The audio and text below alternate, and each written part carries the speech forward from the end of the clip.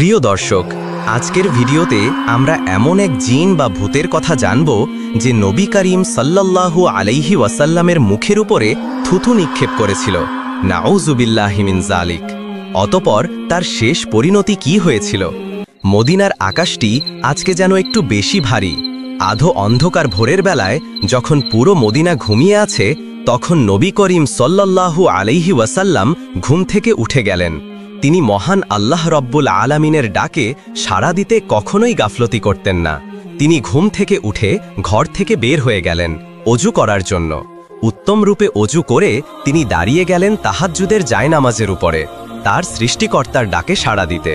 চারপাশে শুনসান নীরবতা, আর নবী করিম সাল্লাল্লাহু আলাইহি ওয়াসাল্লাম শুধু একাই জায়নামাজের উপরে দাঁড়িয়ে আল্লাহর কাছে কান্না করছেন তার উম্মতের জন্য। আল্লাহ যেন তার উম্মতকে ক্ষমা করে দেন, তার উম্মত যেন জাহান্নামে না যায়। এরপরে দীর্ঘ সময় ইবাদতরত অবস্থায় থাকার পরে মসজিদে নববী থেকে বিলাল রাদিয়াল্লাহু তাআলা আনহুর কণ্ঠে ফজরের আজান ভেসে আসলো। আজান শুনে যখনই তিনি তাহাজ্জুদ নামাজ থেকে ফারেগ হলেন, পিছন ফিরে দেখলেন তার প্রিয়তমা স্ত্রী হযরত আয়েশা রাদিয়াল্লাহু তাআলা আনহাও তার পিছনে নামাজ পড়ছিলেন। তিনিও তাহাজ্জুদের নামাজ আদায় করছিলেন। এটা দেখে তিনি অত্যন্ত খুশি হয়ে গেলেন এবং মহান আল্লাহ রব্বুল আলামিনের কাছে দোয়া করলেন, ইয়া রব্বাল আলামিন, আমার আয়েশাকে আপনি উত্তম প্রতিদান দান করুন। তখন আয়েশা রাদিয়াল্লাহু তাআলা আনহা হঠাৎ করে লক্ষ্য করলেন নবী করিম সাল্লাল্লাহু আলাইহি ওয়াসাল্লামের পা ফুলে আছে।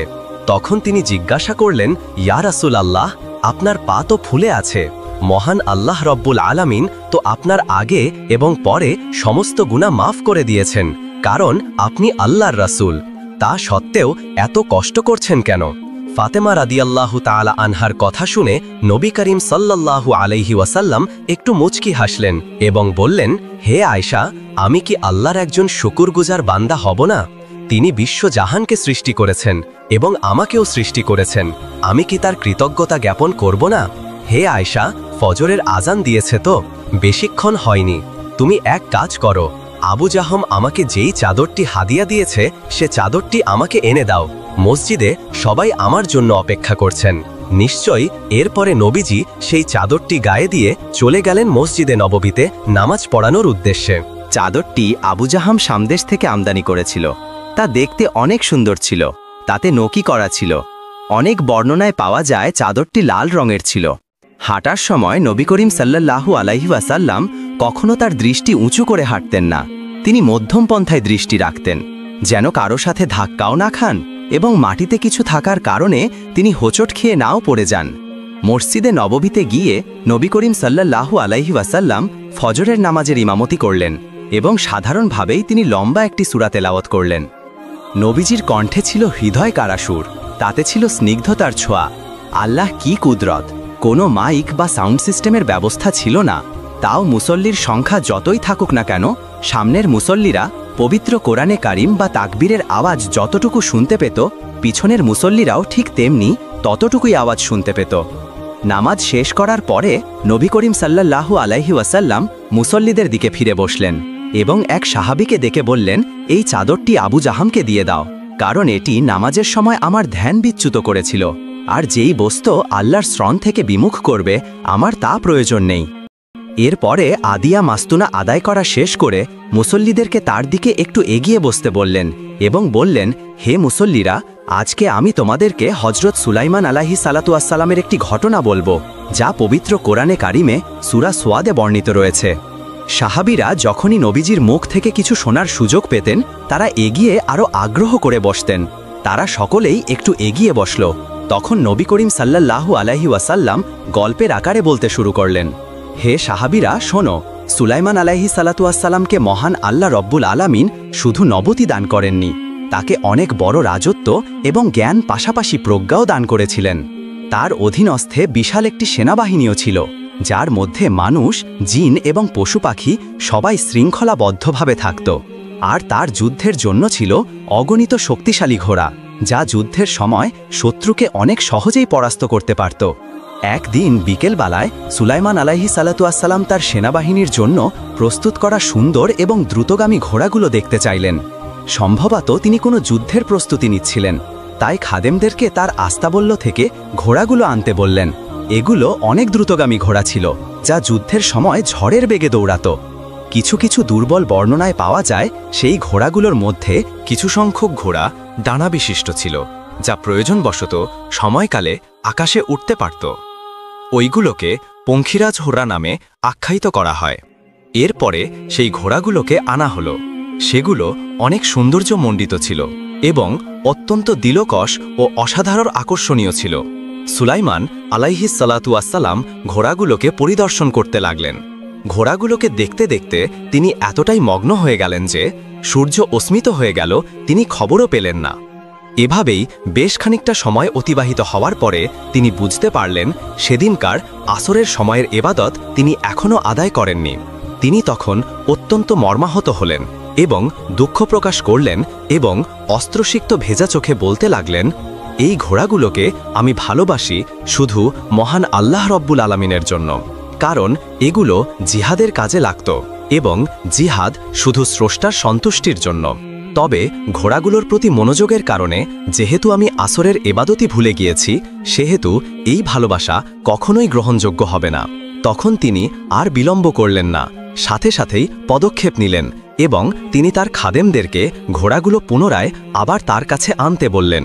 অতপর ঘোড়াগুলোকে যখন আনা হলো, তখন সেগুলোকে মহান আল্লাহ রব্বুল আলামিনের দরবারে তিনি কোরবানি করে দিলেন।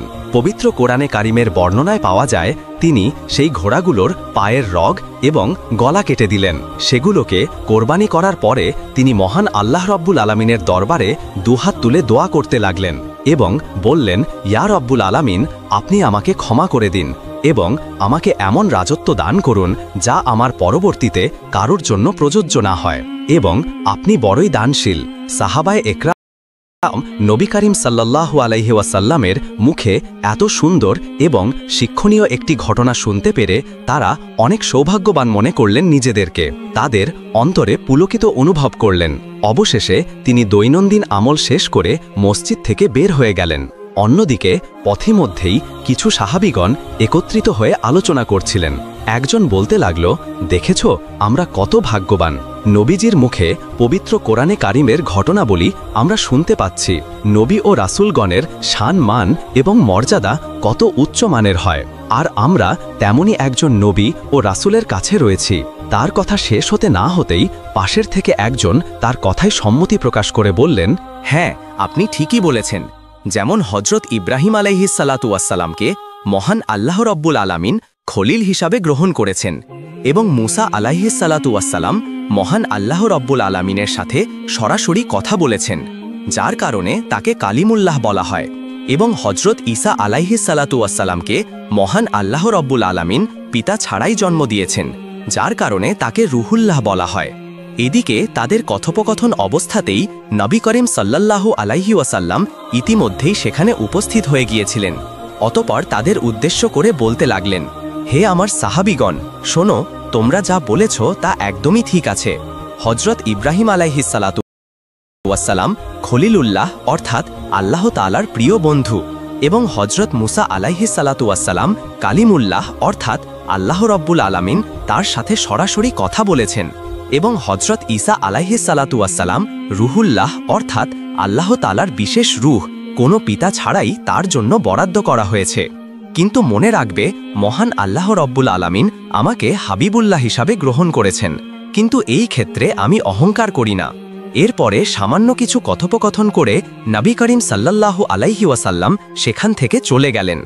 নবীজি যাওয়ার পরে সাহাবায়ে একরাম নিজেদের মধ্যে আলোচনা শুরু করলেন, এবং একজন বেদুইন, যার আরবি সাহিত্য সম্পর্কে ধারণা কম ছিল, সে বলতে লাগল, আচ্ছা, খলিল মানেও তো বন্ধু এবং হাবিব মানেও তো বন্ধু, তাহলে এই দুটোর মধ্যে পার্থক্য কি? তার এই কথাটি উপস্থিত ব্যক্তিবর্গের মধ্যে একটি কৌতূহল জাগিয়ে তুলল। কিছুক্ষণ পরেই একজন বিজ্ঞ ব্যক্তি বলে উঠলেন, শোনো, বিষয়টি আমি তোমাদেরকে উদাহরণ দিয়েই বলছি। মনে করো তুমি আমার খলিল অর্থাৎ বন্ধু। এই ক্ষেত্রে আমি তোমাকে যতটা ভালোবাসি, তুমি আমাকে তার থেকে বেশি ভালোবাসো। কিন্তু যদি তুমি আমার হাবিব হও, তাহলে তুমি আমাকে যতটুকু ভালোবাসো ঠিক ততটুকুই আমি তোমাকে ভালোবাসি। সুতরাং যেহেতু নবী করিম সাল্লাল্লাহু আলাইহি ওয়াসাল্লাম হাবিবুল্লাহ এই ক্ষেত্রে মহান আল্লাহ রব্বুল আলামিন নাবিজিকে স্বয়ং নিজেই ভালোবাসেন, যেই